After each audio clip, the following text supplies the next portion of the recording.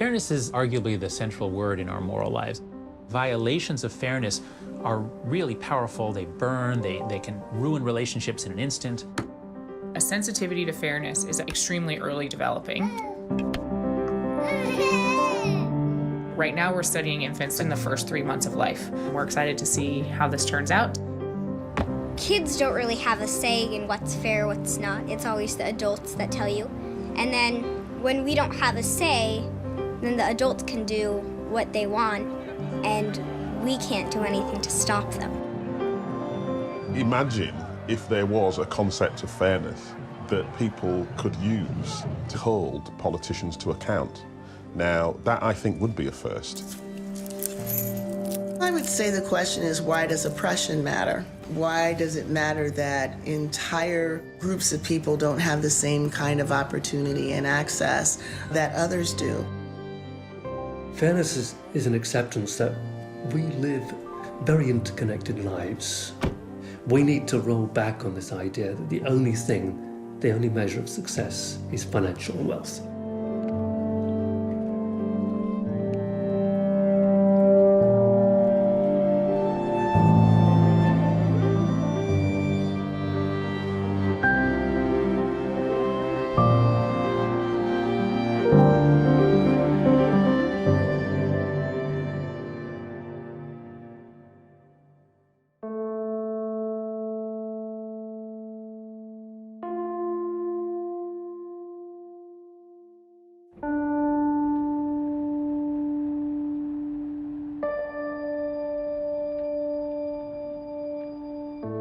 I mean, one of the most striking features of modern world is the fact that inequality has risen in democratic countries without any real popular uprising. How is it that so many people can view these huge inequalities as fair? Why do people accept the kind of winner-takes-all society?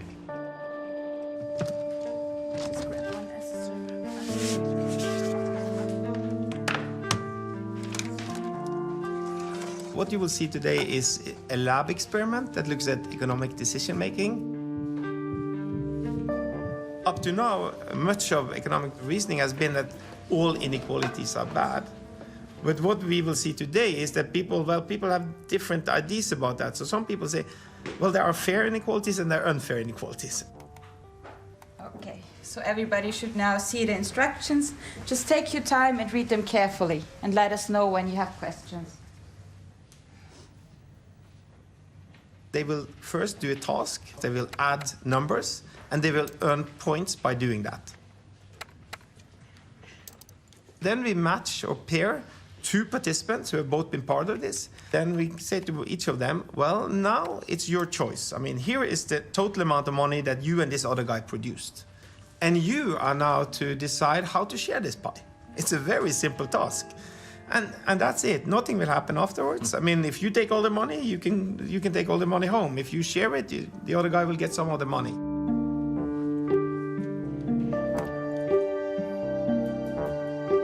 We want to have people make decisions in real economic situations where there are real stakes. So when we tell them that they're going to earn money, they actually earn money.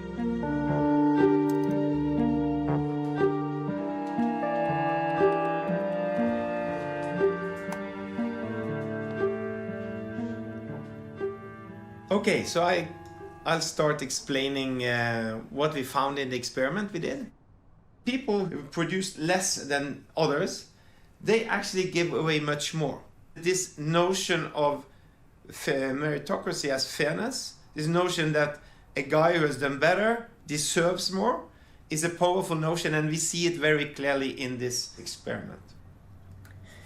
People are willing to accept almost any inequality if they view it as a result of a competition. This is something you have from sports, right? Even if somebody just wins by a millisecond, he deserves gold and all the money. And we find that fair. And essentially, I think some of that logic is taking into the economic sphere. We need to think carefully about how the institutions are shaping the future generations' ideas of fairness. So in Norway, it's the case that, I mean, kids are treated in an extremely egalitarian manner. up till they are around 12 years old, before adolescence. So then there is very little grading in school. When you play football, if your team is down, you are allowed to add players, so it evens out. So there are all these egalitarian institutions.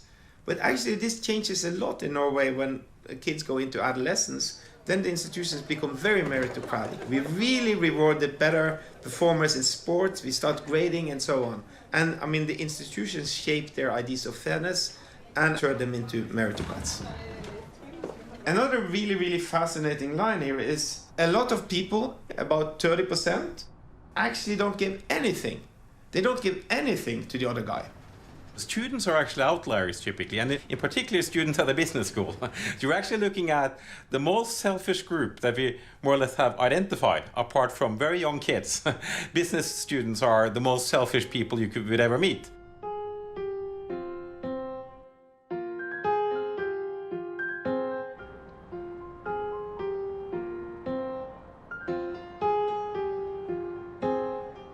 I earned £60,000 when I was 26.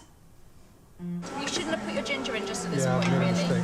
But it doesn't matter. But you just need to cook this until it's golden brown, okay? So I had an old school friend who is now a teacher. I would have been in my early 30s. She didn't think that it was fair that I got paid so much and she got paid so little. And I argued with her. And I said, well, you know, people like me, we're hard to find. There's market principles behind this, you know. I mean, you know, there's lots of people who could be a teacher, but there's not that many people who could do what I do. Did you burn it? Yeah, well, I burnt it too, so I can't really criticise. I burnt it 3 times, so I... Why do we get paid so much? There's just so much money floating around in the city, and there's so much scope to make money when you're dealing with millions, hundreds of millions, possibly even billions. Honestly, if you'd have gone around the city and you'd just forced everybody's salaries down by half, how many people would actually have left? I don't think anyone would have left. So if you'd like to buy that, it's only 50p for all of it. Bags of Taste is a behavioural change programme that ultimately they go through the whole thing and they find that they magically cook at the end of it. We design recipes that cost less than £1 a portion to make so that they're comparable to fast foods and things. We know that there's an issue of debt amongst people who are on lower incomes. So much of where we are in life is luck. And I don't know how many people really appreciate that. They always think it's their own merit. And in fact, the research shows that it generally isn't their own merit. It's very often luck. But the richer you are, the more you think that you're just brilliant, you know. And yeah, I think I'm brilliant. Of course, I think I'm brilliant. But I'm also very conscious that it's just luck. The people that I met, the parents that I had, the education I was given. And I see people that have nothing of what I have, literally nothing, and they were just unlucky. I just don't think that's fair. That just isn't fair, and if I can help that, I will.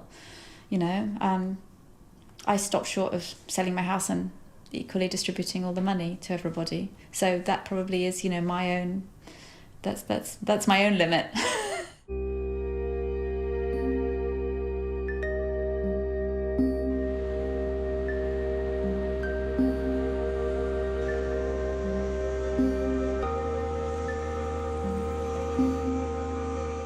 London is a playground for the rich, a treadmill for the middle classes, and a warehouse for the poor.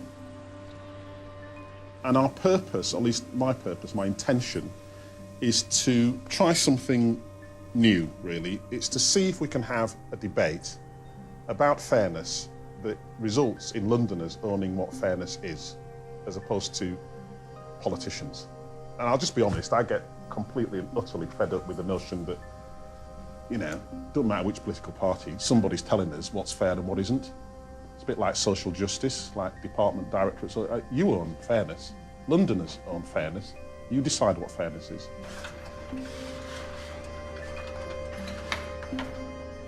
If you can create a consensus that fairness can be owned by the people, it actually speaks to the notion that our politicians should fear the public, not the other way around. And I think it's cheating when politicians on the left or the right or the centre say, well, it's, you know, that's fair, unfair. The question they should be asking is, what do you think? The thing that I find obscene is the term affordable for housing. It's a need. You know, look at Maslow's hierarchy. Having a roof over your head is one of those basic needs. The Fairness Commission was the first London-wide attempt to look at fairness across the city. And it's the first attempt to do that, really, since about 1890. Booth, who invented the poverty line. When we're talking about fairness, what does that mean? We've got legislation, we've got policies, we've got practice. What I hope to achieve through the Fairness Commission is what constitutes a fair city? What policies mitigate towards fairness? All I keep thinking back to is people just sitting and doing hundreds of applications and not hearing back about anything. The most visceral feelings and most deep feelings of unfairness were in London's young. Some parents want to help the kids, but they can't because of this and that. The notion of meritocracy is a fantasy. Poor kids that are born intelligent, i.e. more intelligent than their richer counterparts, are overtaken by their less intelligent, wealthy counterparts by the age of 7 as a direct result of access, privilege. Now, that can't be good for society. OK, the next one is house prices. Where am I going to live, says Hannah. There's a feeling, certainly when I talk to young people in London, that they are being cut out of the equation. I would not want to see a capital city which has well, it's been a kind of social cleansing.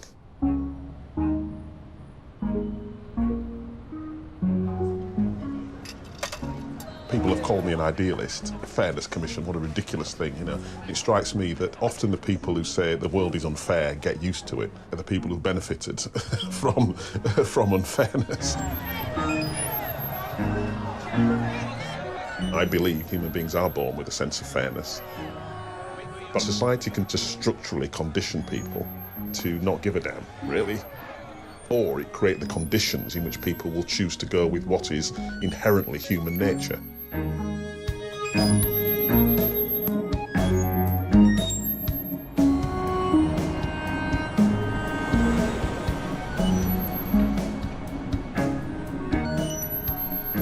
Our work largely looks at notions of helping and harming. Your head is like half your body weight. Good work. Thank you very much.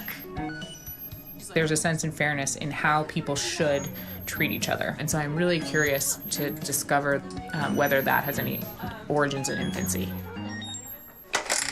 Luna, do you want to play a game with us? Want to go play a game? Should we go play a game? Yeah. Yeah? Okay. Can Mommy come too? Yeah? Okay. In this study, we're asking whether infants are responding nicer to those who've been nice to others and potentially less nicely to those who've been mean to others.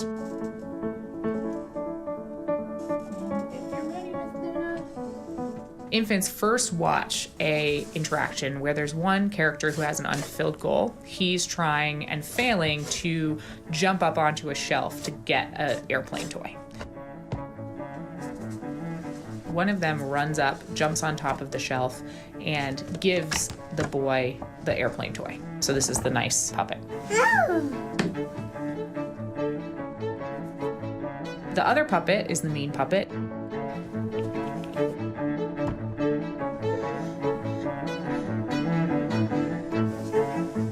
Oh, wow, a duck. Quack, quack. Later, we show infants that one of the characters, either the girl who was nice or the girl who was mean, has a preference for one kind of toy over another. What we do is see whether infants respond differently depending on whether the character was helpful before or unhelpful before. Oh, goody. Can you give me one?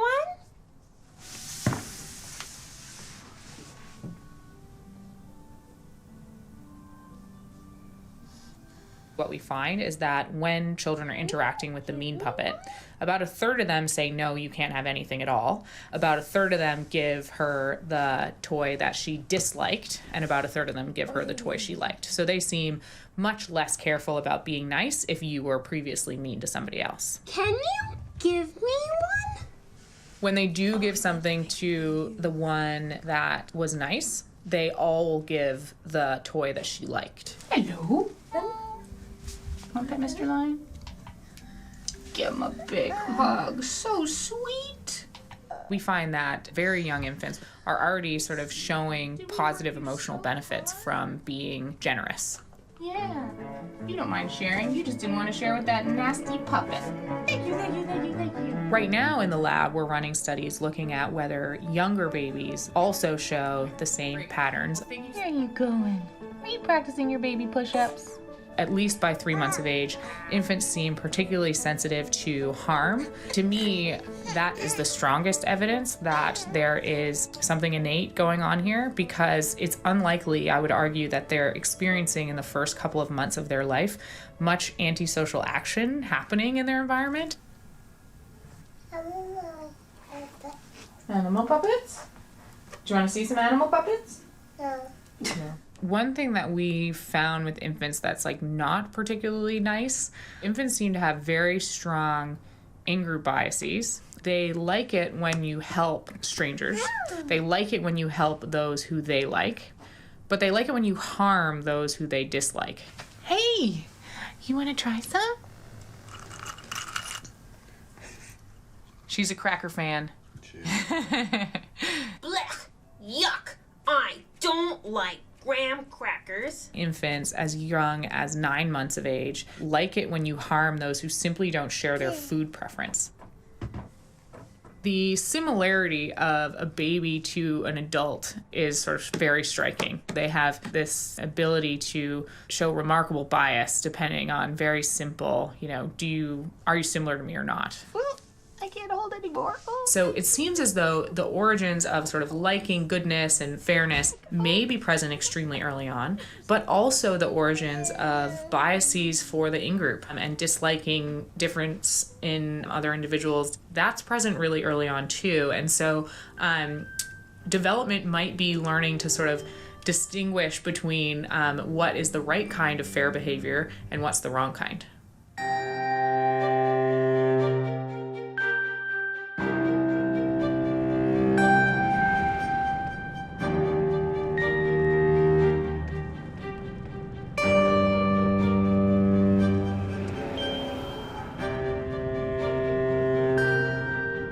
I think fairness is one of those things that people feel very strongly about. One of the things that we'd like to know more about is why. What's the evolutionary function of this behavior? So this is the primate center, and we can go inside and see the monkeys.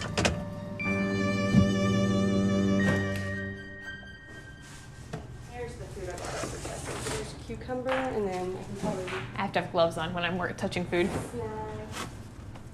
Generally speaking, the sweeter something is, the better they like it. So one good way of judging what they're going to like best is if it's expensive in the supermarket, that means they like it. So their most preferred foods are the grapes. And their second most preferred food is actually cucumbers. So they like cucumbers quite a lot. And then their least preferred food is the bell peppers. So when we do these studies, what we're really measuring is inequity aversion, or how individuals respond when they get a less valuable reward than their partner does. See these? Those are food calls. The little woo, woo, woo. It means they're excited. So what we're going to do is, this is Logan and this is Liam, and we're going to do a trade, and Liam's going to trade and he's going to get a bell pepper, and then Logan's going to trade and get a grape. So sometimes we get really interesting responses where they get very upset. So they'll bang on the cage or throw tokens, or sometimes they'll just go in the back and they'll refuse to come over and interact with us at all. Here you go, Logan. Good job. See this? Liam. Here you go, Liam. Can I have that back? Not interested?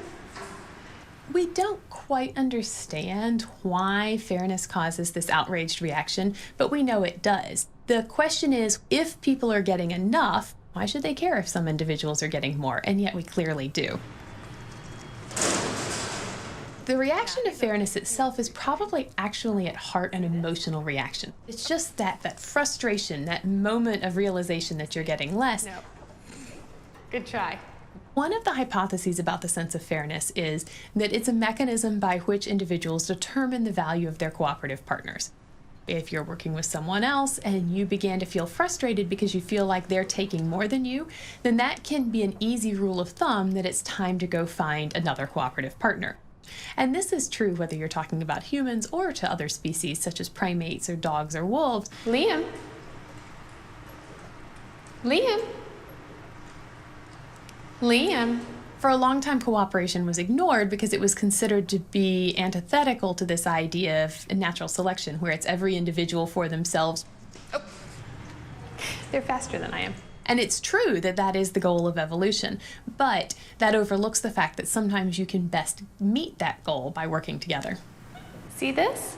And that's where I think we could learn a lesson from capuchin monkeys. We need to be careful not to always be the ones that are dominating and taking the grape, and make sure that others get them sometimes as well.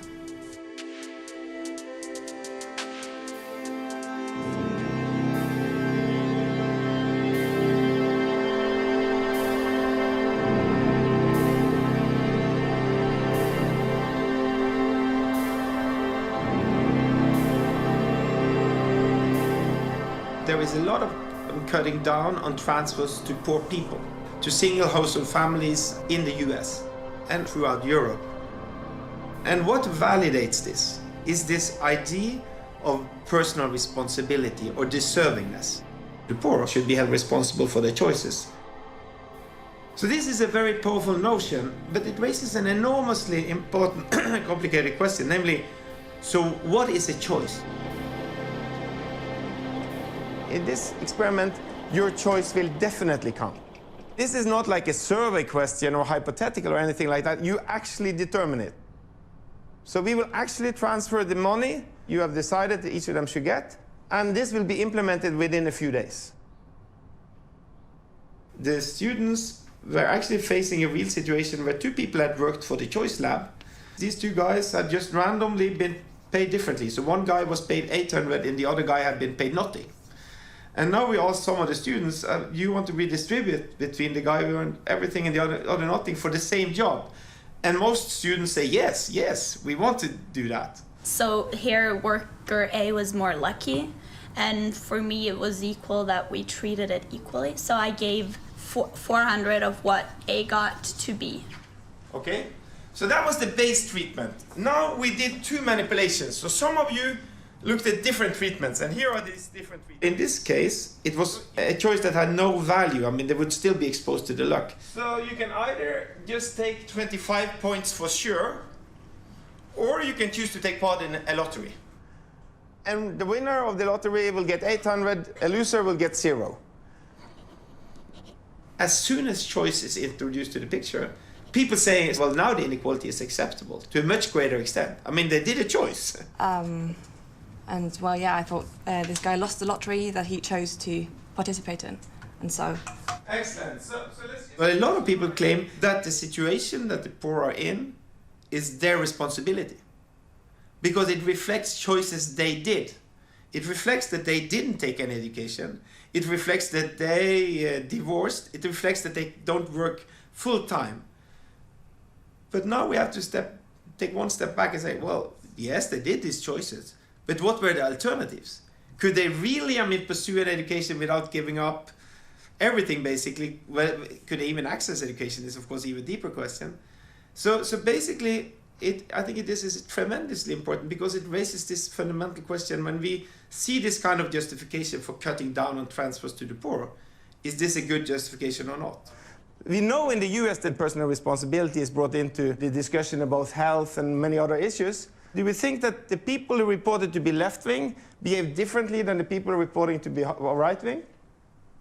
Any thoughts?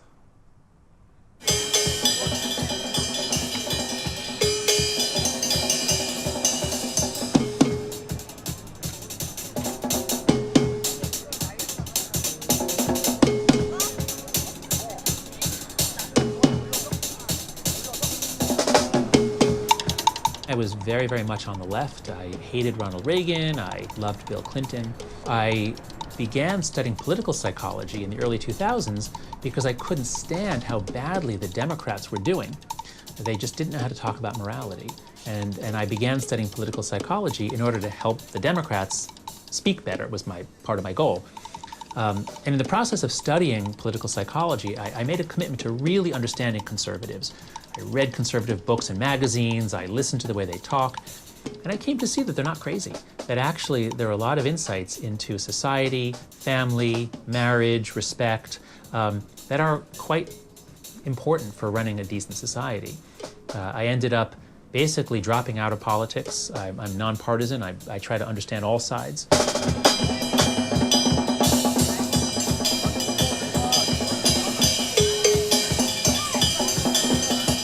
The left is really focused on equality. They focus on our different groups getting equal outcomes, and obviously they're not. We have big racial differences in wealth, in health and education. So if you focus on equality of outcome, we sure don't have it in America, and the left focuses on that. But if you focus on proportionality, that is, are people getting out in proportion to their inputs, well, you know, certain ethnic groups have much higher rates of employment and marriage. They raise their kid, they devote themselves to their kids. Asians in America do extremely well. They're richer than whites. Is that unfair? On the right, people say no. On the right, people say if you work hard, you should get ahead. One of the most important factors causing racial inequality in this country is that the black family began to disintegrate in the 1960s. Senator Daniel Patrick Moynihan wrote a report on this, warned that if out-of-wedlock birth rates keep rising, it's going to be a disaster for African Americans. He was called a racist. People wouldn't talk to him. How dare you blame black people by saying that they've contributed to the inequalities and to the problems in society? Well, it turns out Moynihan was exactly right. Things have gotten much, much worse for the black family. Marriages, along with education, the two gigantic causes of success or failure in life. If you're raised in an unstable family environment without married parents, you're unlikely to move up. Whereas if your parents are married and you're poor, you're very likely to move up. So we have this mess in the social sciences in the United States in which our social scientists will not consider hypotheses that in any way implicate sacred victim groups. And this, I believe, has led to the breakdown of the social sciences, not in all matters, but in matters that involve race, gender, class, other highly politicized topics. I tweeted out this tweet stream about privilege.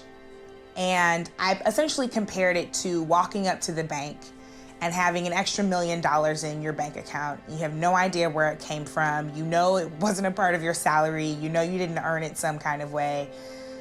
First, you might look at it suspiciously, but eventually you start to spend it, and you spend it on things that you care about, right? You spend it on your family, you spend it on your friends, you spend it on buying a better house, getting your kids into a better school, making sure your child doesn't have to take out loans for college, all the right things, right? Eventually, though, you start to convince yourself that it was yours all along because you don't remember what it was like to ever live without it. Suddenly, it just becomes so natural and so innate to you that you have convinced yourself that you deserve it and that anyone who tries to take it from you, even though it wasn't yours in the first place, is a thief. That $1 million was not given to you freely. It was given to you off the backs of people who suffered, who shouldn't have been stolen from, and yet you refused to let go. There are about 60 kids that I taught, third graders, who were so brilliant and so curious and thoughtful and funny and kind, and just all of the things that lots of people don't believe about them are true. All of my children were Black except for one. All of them lived in a low-income neighborhood. I think when children experience inequity, it severely limits their imagination. Children see what other schools look like, what their facilities look like, and wonder, why is my school not the same? And they can't see themselves participating in innovation. They're already starting to internalize those things.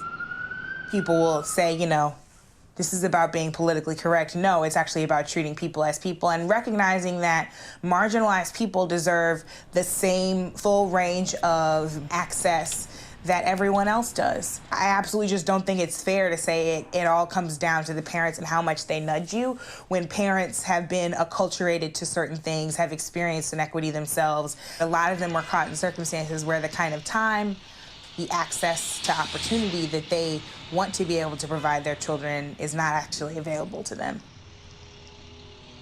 Privilege is very real, and you know it when you're on the rough end of it. Yeah. It reaches in every single direction and to every single age you could possibly imagine.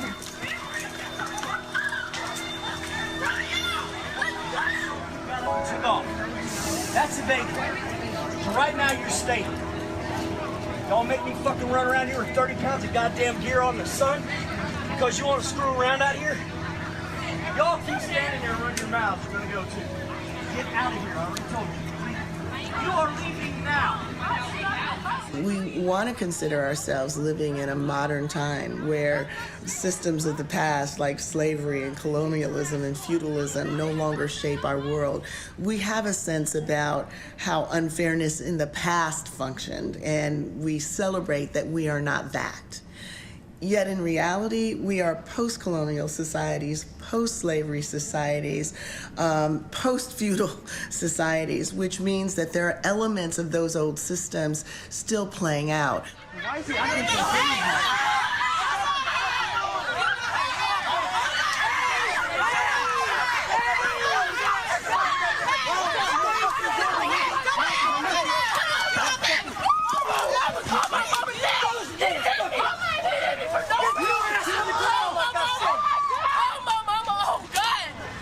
Some people are just structurally in a disadvantaged position, and that means other people are in an advantaged position.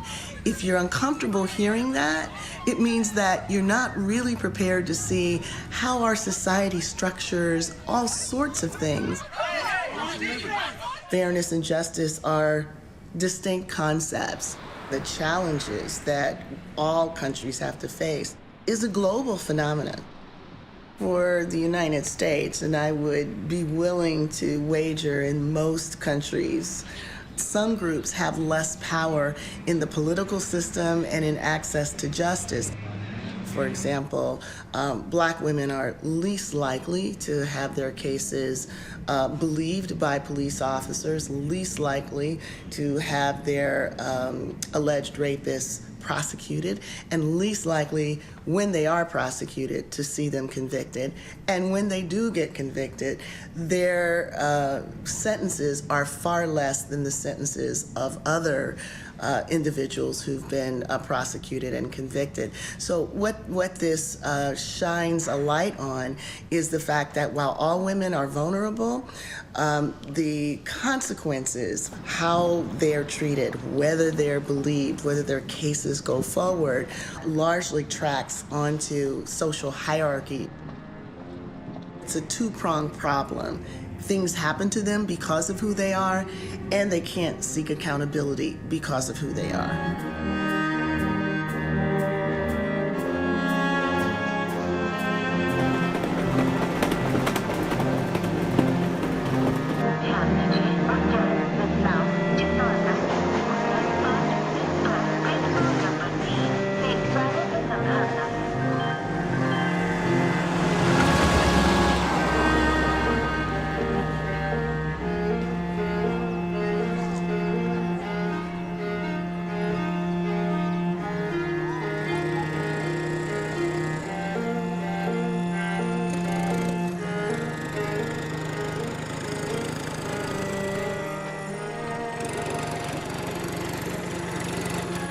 जैसे शादी होकर हम यहाँ आई तो पहले तो हमको बड़ा अजीब सा लगा, लेकिन जब हमारे सास ससुर ने हमारे को बोला कि ये जागीरी के तौर पे आपको ये काम करना पड़ेगा, कुछ मतलब दूसरी जात में तो जागीरी के तौर पे दूसरा मिलता, लेकिन हमारे को सुबह से उठ के लोगों की लेटरिन झाड़ना पड़ती।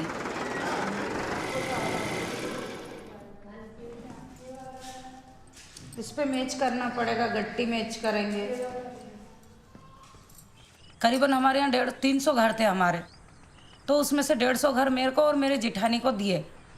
1993 का कानून बना एक्ट के, जिसमें मेला ढोना और ढुलवाना दोनों ही गैर कानूनी, लेकिन कानून को वही लोग कानून के जो रखवाले रहते वो उन्हीं के वहाँ ही हमारे को ये कच्ची लेटरिन साफ करने जाना पड़ता था। लेकिन अब करे क्या इंसान। और देखने जाओ 1 महीने में जो मंथली होता है उसमें खाली 10 रुपया मिलता है। काम करते हैं उसके बाद हमको रोटी लेने जाना पड़ता है, क्या करें। और इतना घूंघट इतना काढ़े हुए, इतना सारा घूंघट काढ़े हुए, इतना पहन ओढ़ के, और पूरा देखो मत, किसी से बोलो मत, इतने उसमें रखते थे हमारे को कि सिर्फ एक काम करने की मशीन है जाने।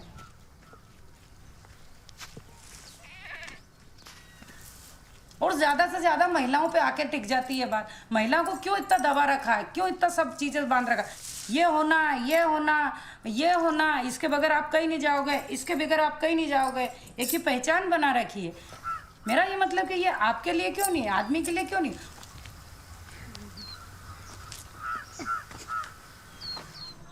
शादी के बाद जैसे ही मालूम पड़ा कि मेरी पढ़ाई बिल्कुल अधूरी थी। मैंने फार्म भरा और मैंने 10वीं का फॉर्म भर के मैंने पढ़ाई करी, लेकिन काम भी करा और पढ़ाई भी करी, और आज मैंने 12वीं तक पढ़ाई कर ली है। तो हमने फिर ये काम बंद करा। पहले तो बच्चों को पढ़ाने में करने लगे वही मास्टर टीचर जो रहते शर्मा जी वर्मा जी, तो ये बोलते कि अरे तेरी माँ ने तो हमारे यहाँ का काम बंद कर दिया, तो तुमको हम नहीं पढ़ाते, क्योंकि बच्चे तो सबसे पीछे बिठा देते थे।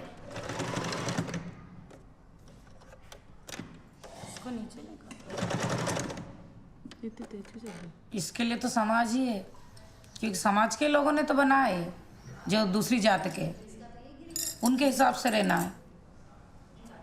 डाल लोगे समाज कुछ भी नहीं काम करेगा।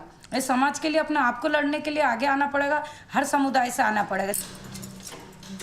एक समाज है और एक समाज के अंदर एक लेडीज है और एक जेंट्स है, बस मैं ये चीज मानती हूँ। ये ठीक है, ठीक है।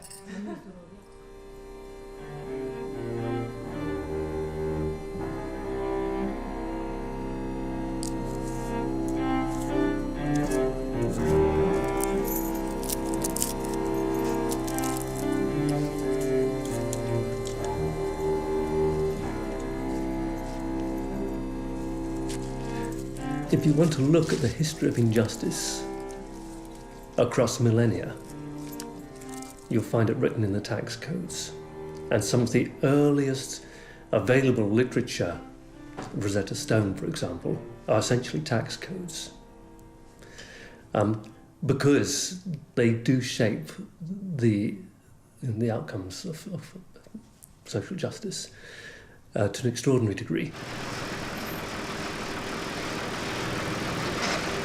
If we look at the way that multinational companies operate, because they're working in more than one country, it throws up issues about how will the wealth they create be distributed.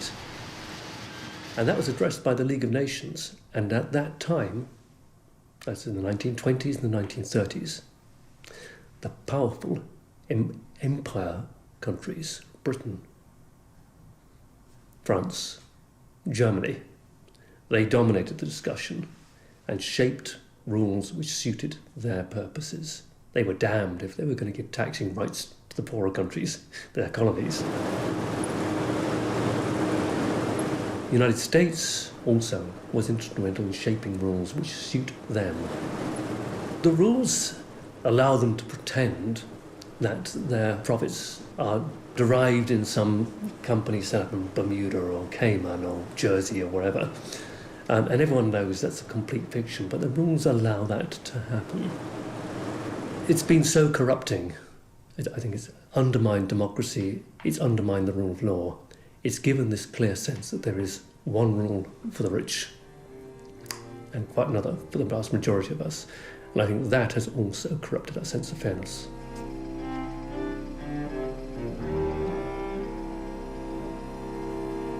What's the scale of this offshore economy?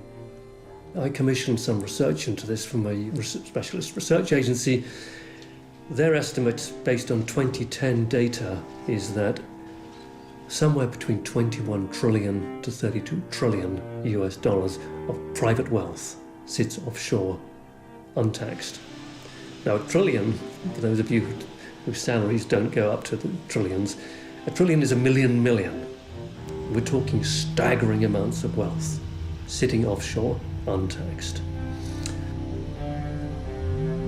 One of the things that's really pissed me off big time has been the way in which a corruption debate was shaped in the 1990s, in which we pointed fingers at the South and said, it's your corruption that has led to underdevelopment and poverty and inequality and so on.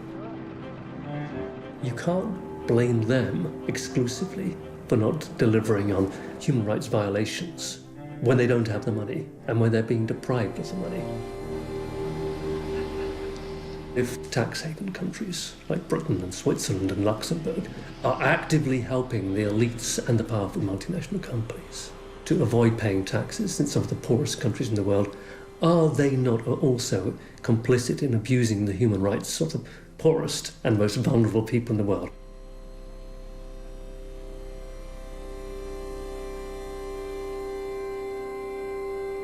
I've often been told by people who really should know better, academics, senior practitioners, professionals, and they say, well, John, we know the system's unjust, but you can't change the system.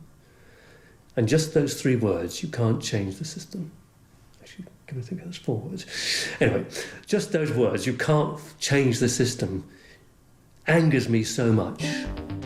The system is man-made. Of course you can bloody well change the system. These are the documents at the heart of the LuxLeaks scandal. 28,000 confidential pages which list more than 500 tax agreements between multinationals and the tax administration in Luxembourg. Giants like Apple, IKEA and Amazon obtained so-called tax rulings which allowed them to pay tax rates as low as 1%. The 3 Frenchmen who leaked the documents revealing the sweetheart deals are now going on trial. The main suspect is Antoine Deltour, a former employee of audit firm PwC. If convicted, Deltour and the 2 other men face up to 10 years in prison and a fine of more than 1 million euros. My decision to become a whistleblower didn't come one day. As an auditor, I was highly motivated. It was my first job, and I was appreciated. I've been promoted just before resigning. I discovered that some companies were only holdings with no real economic activity that were in Luxembourg just to shift profits from the countries where the real activity, economic activity is, to shift profits to Luxembourg to avoid paying tax. Big multinationals avoid tax while normal citizens and small business have to pay a huge burden and suffer from austerity measures. And it's also because multinationals themselves use public services like roads, like skilled workforce, etc. So they should contribute to these public services, and they don't. So that's not fair.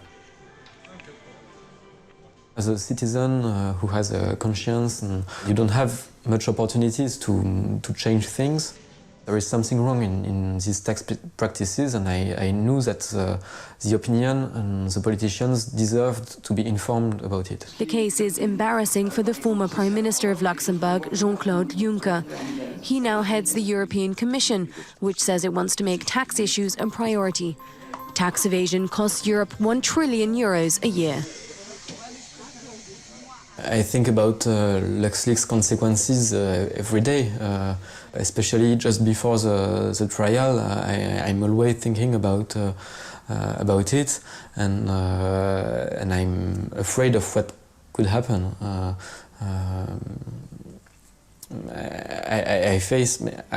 I don't think I will go to jail, but maybe I will have to pay 1 million, or I don't know, much more than what I can pay, and this is a threat.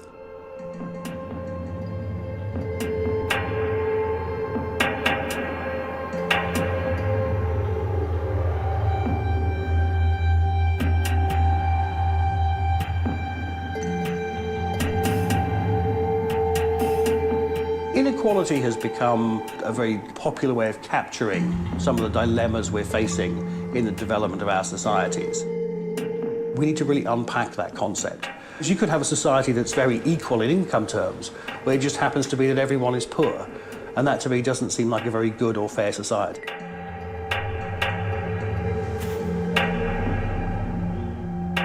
For me, fairness feels different. It feels like the right concept, because it's asking about what's really happening to make sure that everyone is meeting the right standards.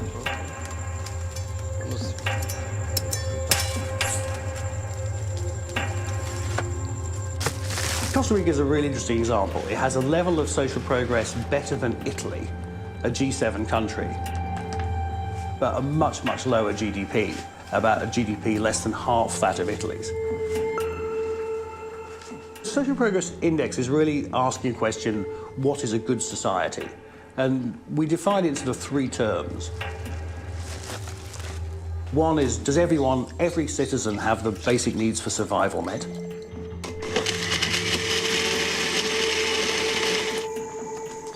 Secondly, does every citizen have those building blocks of a better life, like education?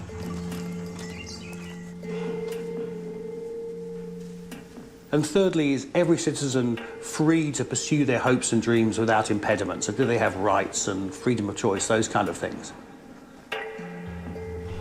So that way, it's actually a very good measure of a fair, good society.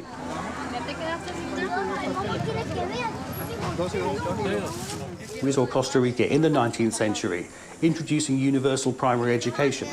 And then we see into the 20th century a country that has prioritized the well-being of its citizens in various ways, including abolishing having an army, making a welfare state in the 1940s.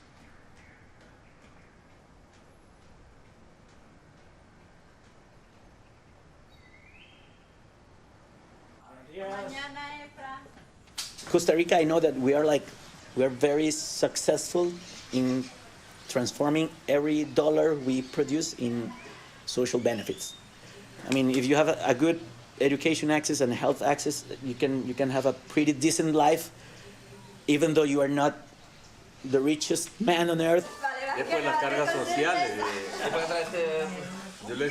You have to feel like you live in a fair society in order to really work to improve yourself and therefore improve the community. My cousins, they can have aspirations to be professionals or whatever they want, and they are able to really envision their future. And I think that's a different thing in this country because it's not as common as one may think it is. So.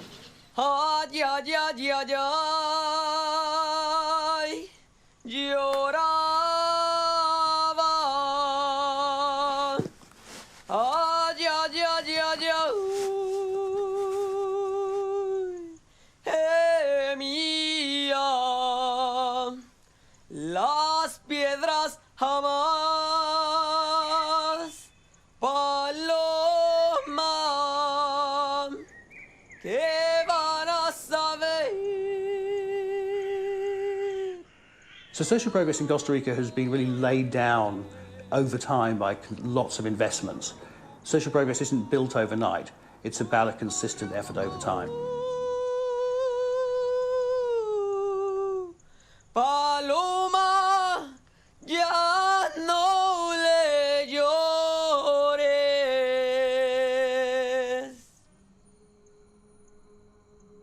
Governments ultimately are the ones who are at the sort of the top of the pyramid. They control the law. As Max Weber said, they have the monopoly on violence in the society. So there's a point whereby the buck does stop with government.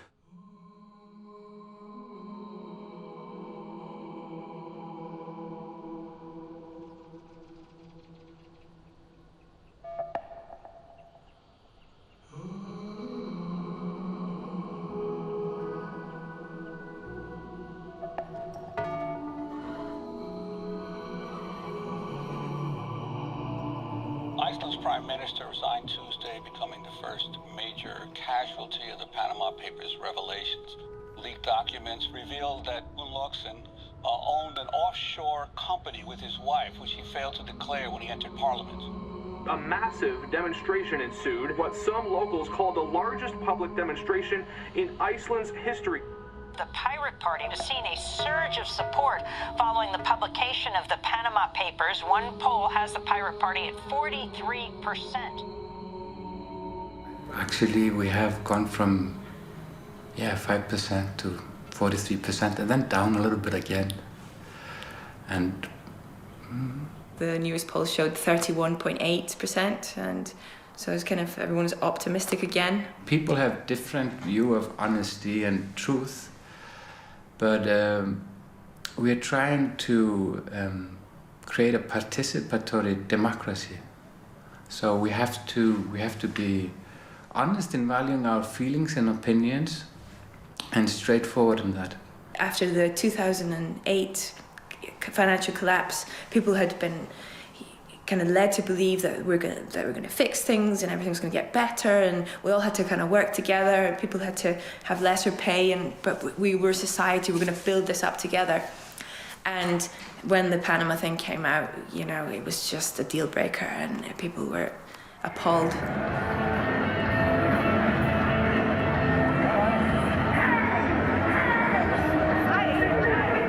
There was just an amazing energy and unison, kind of feeling of unison that day.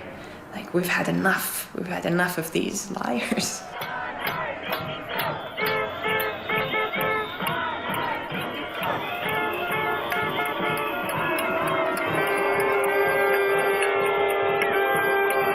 in terms of financial misconduct, which we think a lot about in Iceland, many of us believe it's sort of like an addictive behavior. People, they hope to reach a type of success as they have defined it. Maybe they come from a very wealthy family. Maybe dad made 5 billion and the son has to make 5 billion. Maybe it's something crucially connected to someone's self-image. But then at the same time, for change to work, we want to be able to look up on it in a benevolent way and look at it like a failure, like an addiction of sort, like alcoholism. When people are greedy, when people betray their obligations, it's a type of a sickness. And then we cannot look up an individual in isolation. We have to think about how is our system functioning. People can see that, you know, we're as honest as we possibly can about things, try to keep things open. And that's, I think, a key to fairness is just that people can access information and that kind of belongs to them anyway. It's sometimes difficult for ourselves, but we know that we cannot give a class on ethics. We have to behave as we find is ethical, because the children learn by what you exhibit, not by what you tell them.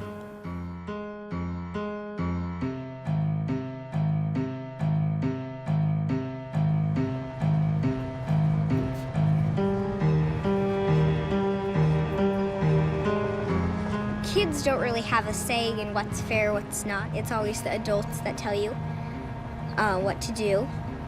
Like your mom will say, eat your vegetables. And I might not think that's fair, but I do it because she's my mom. And then when we don't have a say, then the adults can do what they want, and we can't do anything to stop them.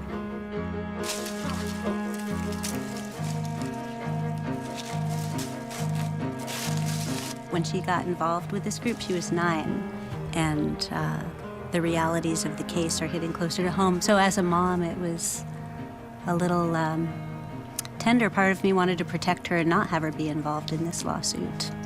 So all 21 plaintiffs go, and we're in line and we're waiting, and that takes like a long while.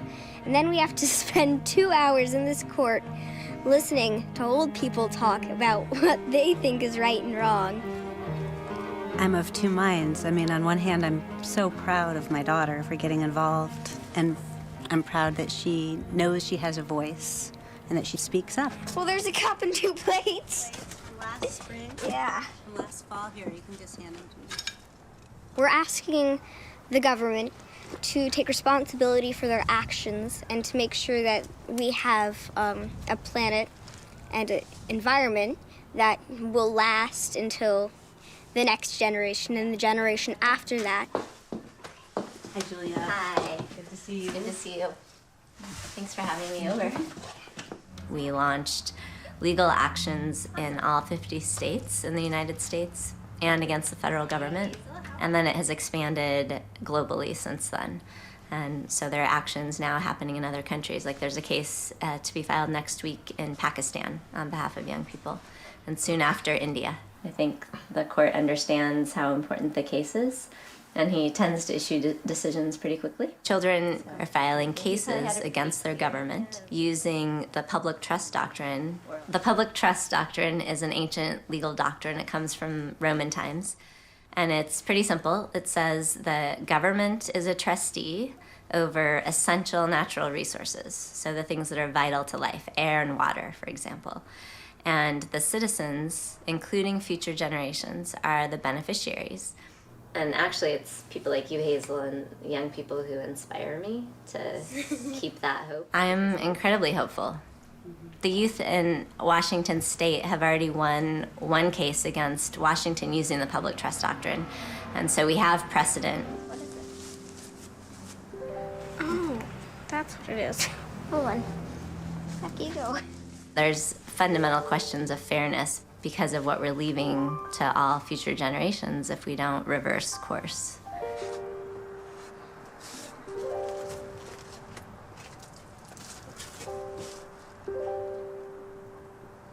There's a butterfly on the ground.